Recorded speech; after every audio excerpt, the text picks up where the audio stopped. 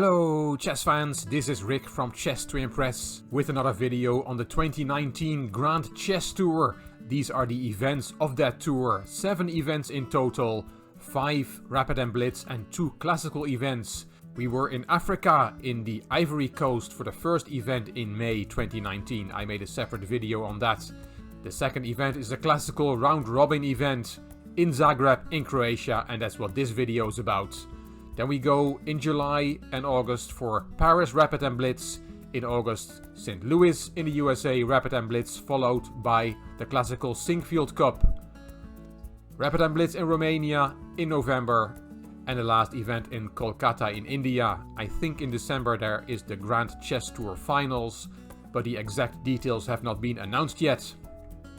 After the first event, these are the standings.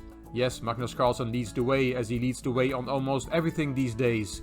You can see a number of players with no points, and that is because the 12 players that are part of the Grand Chess Tour, play in 3 of the 5 Rapid and Blitz events. So the bottom 5 names there did not play in Ivory Coast.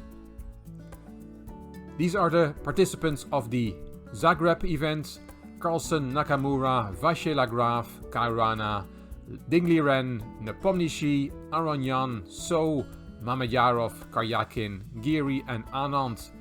A very impressive lineup. The URS rating you see there is the Universal Rating System rating, which is a combination of classical, rapid and blitz. While on the right hand side you see the classical FIDE ratings for these players. 11 rounds in this tournament, 2 hours and 10 minutes to start with, plus a 30-second delay per move, so no increment. The scoring system is, as usual, 1 point for a win and half a point for a draw. It's good to show that because nowadays we see lots of experiments with scoring systems. This is a nice picture, the 13th world champion Garry Kasparov shaking the hands of the 16th world champion Magnus Carlsen, who played in the first round with the black pieces against Anish Giri, and that's what this video is about. Here we see both players in action, quite close to the end of the game. Let's have a look at what happened. It's the 26th of June 2019 and Anish Giri opened with the e-pawn. The Sicilian, that's what Carlsen plays nowadays. Enterprising play, that is what he's doing. No more e5 in answer to e4. He plays the Sicilian. Knight f3, knight c6 and bishop b5, the Rossolimo. Also called the anti-Sveshnikov. Giri was not willing to go into the Sveshnikov labyrinth. Here g6 was played by Carlsen many times. For example, in the World Championship match against Caruana, he played this on the third move. But here in this game he played e6, which is another main move in this position. Giri took, b takes, d3, knight to e7 and h4. An early h4. Here is very logical. It's restricting the knight on e7 somewhat. That knight wants to go to g6, but if it goes there, it will get kicked by the pawn. h5 from Carlsen to make sure Giri does not play h5. And e5, also a very typical move. Grandmaster Ramirez in the live broadcast explained that this move is to make it more difficult for black to play f6, so that white can go to g5 with either a knight or a bishop. f6 is now more difficult. It's not impossible, because the main move in this position is actually f6. And Carlsen said afterwards that he knew that this was the main move, and he expected Giri to be well prepared for this. And to avoid this preparation, he played d6 instead. And he said he was playing the man instead of playing the position. Carlsen said, d6 is such a stupid move that he would not have looked at it. And I felt that the resulting positions are completely unclear, and it was not at all obvious that they were bad for me. I wanted to get him out of book, out of his preparation, and to get an unclear position from the get-go. It was a bit of bluff. I don't know if it would be good for me, but it looked interesting. Very interesting to hear Carlsen's thought about why he played this move. Giri took on d6. The knight went to g6. Carlsen is going to take the pawn with the bishop. And here a strange move, knight f2 d2. Playing with the same piece twice in the opening, we all have learned that that's not the way to go. You have to develop your pieces. But Giri's plan is to put his knight on c4 and this knight on c3. But this maneuver takes time. It delays white's development. Carlsen takes the pawn back. There goes the knight. Bishop back to e7 and knight to c3 as planned. Giri said afterwards, my plan was g3, queen to e2, get the bishop out, and then castle queenside. But he said he missed black's next move, and then he could no longer make this plan work. He said afterwards he should have played probably g3 here, protecting the h-pawn. Because after knight c3, Carlsen played bishop a6, the move missed by Giri. Knight takes h4 instead is also possible. g3, knight back to f5, and then white can take the pawn back on h5. The queen is also protecting that square. The same if you take with the bishop, g3, bishop back, and rook takes h5.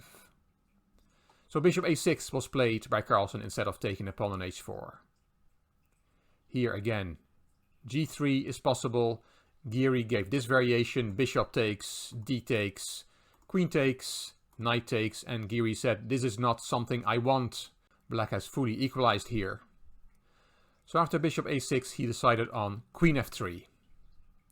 Carlsen took on c4, queen takes c6 check, an in-between move, taking a pawn, king stepped aside, and Giri takes the piece back.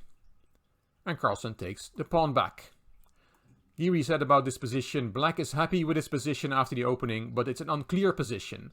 And as Grandmaster Sarah in a live broadcast said, black has swapped one of his doubled pawns for a useful pawn on h4. Giri castled here. Knight f5 and knight to e2, and that move was criticized heavily. Carlsen himself said this move is really poor. He has to develop his pieces. Giri said that he wanted to stop the knight coming to d4, but he said in hindsight it's not good to go back with your pieces, you want to go forward. Bishop e3 was the engine's choice instead of knight e2. And Giri said this is a gigantic positional concession, and I think what he meant by that is that if black takes on e3, f takes e3, then that shatters white's pawn structure, and that's indeed a positional concession. But this is not good for black, as black's king is on f8, and white has the half-open f-file. White has great play. In fact, Grandmaster Ramirez called this suicidal for black. So bishop e3 was really the move to play here. But as said, knight e2 was played by Giri. Rook c8 from Carlsen, kicking the queen, and queen e4 looks like a logical move, bringing the queen back to the center. But Giri went to a4.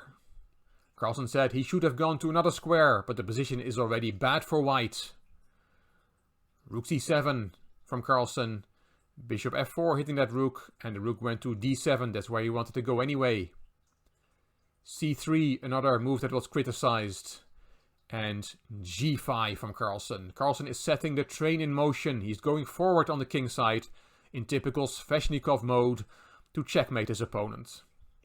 Carlsen said, I thought I was completely winning here. I thought there must be something I'm missing that keeps him in the game, but there wasn't. Giri played rook a to d1. Those rooks were swapped. And now the queen went to a8. And that's a move Giri had missed. He said afterwards he only had seen queen b6. That's what he had expected. And the black queen is not as powerful on this square. But on a8 it is very powerful, taking part in the attack. Carlsen said now everything comes together for black. The knight on e2 is a horrible piece. The knight on f5 is a beautiful piece. The king has no protection and everything just works for me. Giri said I had missed this move and suddenly I am dead lost. Queen a8, beautiful move. Giri showed a nice variation here. Bishop e5 hitting the rook in the corner, but then queen e4, a rook sacrifice, because you cannot take, because white will get checkmated. Knight h4 with a threat of checkmate on g2. King f1 to try and flee, but there is a mate in 2. Queen takes, king e1, and this is checkmate. Very nice checkmate. So instead of bishop e5, bishop c7 was played by Giri. h4, the best of many good options. How to stop h3 was talked about in a live broadcast. When h3 is played, you cannot play g3 to keep the lines closed to your king, because h2 will come and there will be a promotion on h1, protected by the queen with checkmate. The black queen really is a monster. This is really, really bad for white. Rook d3 was shown as an option here by Grandmaster Ramirez in the live broadcast, but then h3 comes anyway, and let's show the line, the main line of the engine. G takes, then knight h4 with a mate threat on g2, queen g2 would be checkmate. You can play rook g3, but then g4 is the strongest move, and for example, rook takes g4 just to show you how bad this is for white. Knight f3 is check, king f1, rook comes into the attack, queen d1 hurrying back, rook h1 check, you have to interpose the knight. I just keep giving this long variation just to show you an example of why this is so terribly bad for white. f5 is then the main move of the engine, rook g3, knight h2 check, king e2, the queen comes to e4 with check, you can interpose the rook, there's another check, and then finally black will win material, wins a piece here.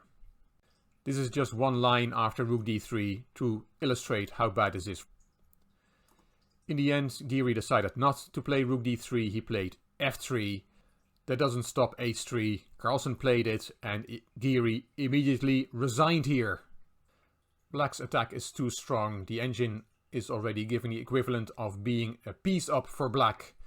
Again, let's look at one variation. I'll give you the first line of the engine just to show you how black will win this. Knight g3 is an option. Then knight h4. You can bring the queen back into the defense. The queen was not doing anything on a4. But then queen b7 is a nice move, hitting the bishop. You cannot go to e5 with the bishop because there is f6. Trapping the bishop will be lost. And if you go to a horrible square on a5 just to save the bishop, then black takes on g2 and black wins. You cannot even bring your queen to the center to try and swap queens, because then black comes in through b2. Giri did not want to face all this and resigned immediately after Carlsen pushed the h-pawn to h3. Carlsen said Giri must have been kicking himself early in the opening for not playing some positional quiet line. I felt like we would get a dogfight and it was always going to be good for me. Giri said Carlsen is like a mirror nowadays. He's showing you your own stupidity when you play badly, and then you lose with white in 23 moves. I'm putting up this picture again, which was close to the end of the game. Carlsen has just played h4 and both players would only make one more move. Great start from the world champion. 2019 has been a fantastic year for him so far. Everything he does seems to turn to gold. But in this game, Anish Giri did not put up a good fight. I'm not going to do daily videos on this tournament, just to show you my upload schedule. Tuesdays at 8 PM CET, there will be a video on this piece rules. Thursdays, any chess topic, and on Sundays at the same time, a new installment of the Viewers Game series, where we have almost reached number 100. Hope you liked this video. If you did, please give it a thumbs up. Please subscribe to the Chess to Impress channel and please leave a comment. I will read them all and I will reply to them all. If you liked the video, it would be great if you could share it on social media by clicking the share button on YouTube. You can find me on Instagram, on Twitter and on Facebook. This is Rick for Chess to Impress. Thank you for watching.